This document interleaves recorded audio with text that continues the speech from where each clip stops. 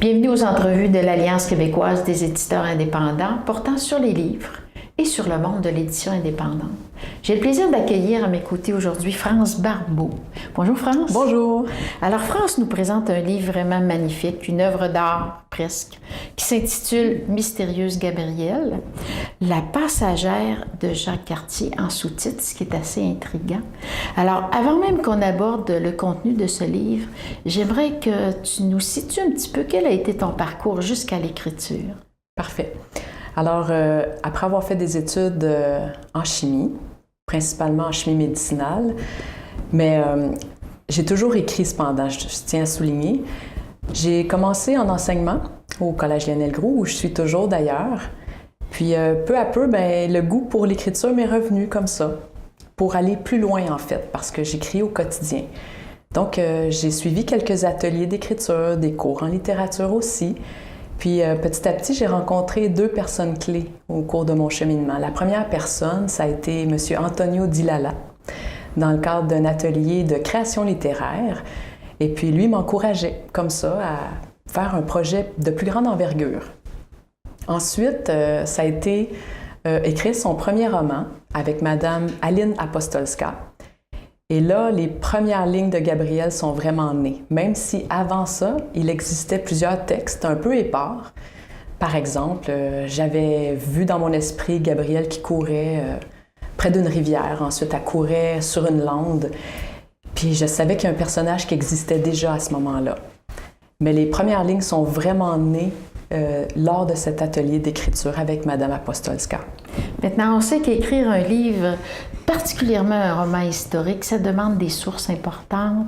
Vous avez dû, j'imagine, scruter les documents, les manuscrits, puisque vous nous amenez au 16e siècle et le voyage là est immense. Oui. Alors, ce roman-là, il est né, en fait, l'idée, avant que les premières lignes apparaissent, d'un grand intérêt pour l'histoire et la littérature francophone en général, l'amour de la langue française aussi. Fait que je lis énormément de livres sur non seulement la science, je lis beaucoup de textes scientifiques, mais je lis aussi beaucoup de textes qui parlent de notre histoire, de l'histoire de la France aussi, puis petit à petit, je m'intéresse aussi à l'histoire de d'autres pays. Mais bon, surtout l'histoire des débuts de la colonisation du Québec. Puis en lisant ces livres-là, en écoutant des documentaires, j'ai vu qu'il y avait comme des espaces où c'était permis d'avoir des énigmes à résoudre. J'ai vu qu'il y avait comme des trous dans l'histoire. Alors ces trous-là m'ont inspiré justement les fameuses balises qui se construisent tout au long de la progression de la personnage principale de cette histoire-là. Où, à partir de ces moments-là, laissés pour compte, je pouvais construire une histoire un petit peu fantastique, mais en respectant le fond historique parfaitement. Et ce qui est très intéressant, c'est de découvrir la destinée très particulière de Gabrielle. Ce personnage va évoluer dans le temps, mais il va évoluer à partir d'une destinée qu'elle-même ignore. Qu'est-ce qui vous a amené à lui donner les caractéristiques psychologiques qu'on trouve dans ce roman? En fait, toutes les femmes que j'ai rencontrées au cours de ma vie, depuis la petite enfance jusqu'à maintenant. C'est Gabrielle, souvent je me fais demander, parce que là, j'ai des lecteurs qui l'ont lu, qui l'ont adoré, et qui me demandent « C'est toi, Gabrielle? » Puis je leur dis « Pas vraiment, c'est pas vraiment moi, c'est vraiment un amalgame de toutes ces femmes-là. Une femme qui veut être libre, une femme qui veut réfléchir par elle-même, une femme qui veut prendre sa place puis qui veut participer à la discussion masculine aussi. Une femme qui veut comprendre, finalement. » Mais dans ce siècle assez oppressant, un siècle assez obscur, où la religion catholique imposait presque le bagnon à tous ses militants, comment Gabrielle peut-elle réussir à se tailler un espace, à prendre la parole? Je pense que Gabrielle, dans ce contexte-là, peut ressembler à quelques femmes de cette époque-là, mais très peu de femmes, qui, par leur insistance, par leurs textes aussi, il y a des femmes qui ont écrit des textes à cette époque-là, mais dont on entend très peu parler. En fait, donc par son insistance, par la manière qu'elle a d'aborder les gens, d'essayer justement de sortir des sentiers battus, d'aller vers les autres, puis de puiser dans les livres. Puis les livres étaient difficiles à obtenir pour une femme. Aller puiser la connaissance, réfléchir sur la base de cette connaissance-là, puis pouvoir l'utiliser justement au quotidien.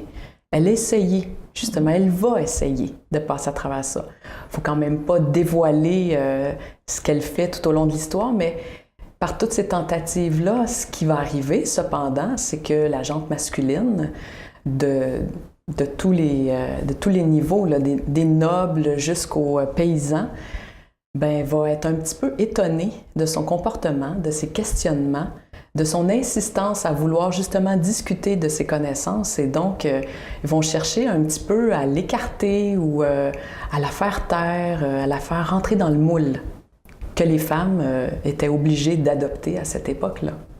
Je vous invite à vous procurer Mystérieuse Gabrielle. Les lecteurs qui jusqu'à présent l'ont lu, l'ont trouvé vraiment merveilleux. Ça correspond à ce à quoi ils s'attendaient. Ils ont plaisir à suivre l'histoire de Gabrielle du début jusqu'à la fin. Ils ont plaisir aussi à essayer de découvrir toutes les énigmes qui sont cachées dans chaque chapitre, à découvrir aussi les différentes métaphores. Ils s'amusent bien, c'est un défi intellectuel pour eux, ça se comprend. Ils s'amusent bien à essayer de trouver la signification de tous les mots oubliés qui ont été utilisés dans le texte, puisque c'est un langage soutenu. Alors, je vous souhaite bonne traversée. C'est un immanquable et c'est un incontournable, ce livre-là. Il faut absolument, absolument que vous cherchiez le message que vous aurez à décrypter pour vous dans le texte.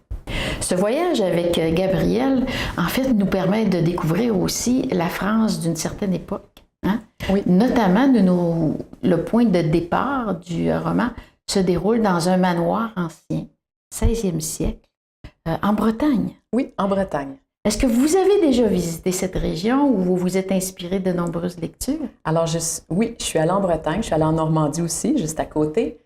Mais en fait, Gabrielle, elle vit dans une région qui existe. Elle vit près du Grand Fougeray qui existe aujourd'hui. Elle se promène aussi dans ses aventures. On a quelques villages qui sont nommés, mais qui ont changé de nom depuis l'époque. Alors, j'ai fait des recherches pour aller voir comment on les nommait à l'époque. C'est pour ça que dans le livre, parfois, même si vous habitez dans ce village-là, vous ne reconnaîtrez peut-être pas le nom de votre village. C'est le nom qu'il a jadis porté. Donc, elle vit dans cette région-là au tout début. Elle est chez un seigneur de Bretagne, chez la noblesse, et elle a donc droit au même service, au même traitement que quelqu'un de la noblesse aussi. C'est pour ça qu'elle y trouve une éducation. C'est pour ça qu'on l'enseigne sur les religions, la religion catholique à l'époque. Mais tranquillement, hein, on sait que le mode de religion va changer en Bretagne au 16e siècle. Peu à peu, elle va se déplacer, puis comme le titre le dit, elle va prendre le bateau, elle va arriver en Nouvelle-France, en fait, ce qui deviendra la Nouvelle-France. Parce qu'à l'époque de Jacques Cartier, on ne peut pas vraiment encore parler de Nouvelle-France. On en parlera plutôt quand Samuel de Champlain va commencer justement à coloniser Québec, en fait. C'est lui qui a fondé la ville de Québec. On a deux belles histoires d'amour qui sont installées dans ce roman. Gabrielle, au fil de son évolution, caractère rebelle d'abord, mais va quand même s'attacher à deux personnages importants. Deux personnages importants. Bien, surtout un, on va dire, M. Jacques Cartier. Oui, le second, mais le premier va quand même lui révéler un peu son caractère particulier. Elle va quand même découvrir l'amour avant même de faire la grande traversée. Oui, c'est vrai. On en parle peu dans l'histoire. Il faut laisser au lecteur découvrir aussi quelle est cette relation-là. Mais c'est vrai qu'avec Jacques Cartier, la relation est complexe. C'est quand même un capitaine de bateau et c'est sa passagère. Donc, je ne veux pas en dire plus. On garde le mystère. C'est un mystère. Oui, on garde le mystère là-dessus, mais c'est quand même un élément important du récit. Oui. Un élément aussi qui campe bien son caractère, le caractère d'adaptation, mais quand même le caractère rebelle de ce personnage que vous présentez. Tous les lecteurs ont noté évidemment le soin que vous avez mis à préparer les scènes, à nous guider de façon très littéraire, mais aussi très soutenu sur la voie des mots oubliés ou des mots anciens. Quelle est cette passion pour vous de travailler avec le français qui date du 16e siècle? Ça, c'est une bonne question parce que moi, j'adore les mots. Je pense que les mots mis dans les phrases constituent vraiment des formules magiques. Je trouve qu'on pourrait davantage utiliser une panoplie de mots qu'on a mis de côté, qu'on a oubliés pour toutes sortes de raisons, puis les réintégrer à la langue française. Donc ça, c'est important pour moi, c'est que c'est presque une mission de ce livre-là, cette partie-là.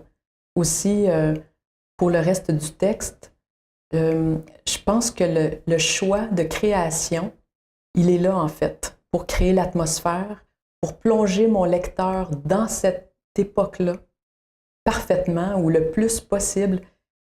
J'ai choisi une façon de construire les phrases, j'ai choisi les mots à placer dans les phrases pour justement prendre la personne, la déstabiliser de l'époque moderne, l'époque d'aujourd'hui, puis la placer dans le contexte de cette époque-là. C'est vraiment un pari réussi, puisqu'évidemment, en ouvrant ce livre, c'est comme si on changeait complètement d'environnement.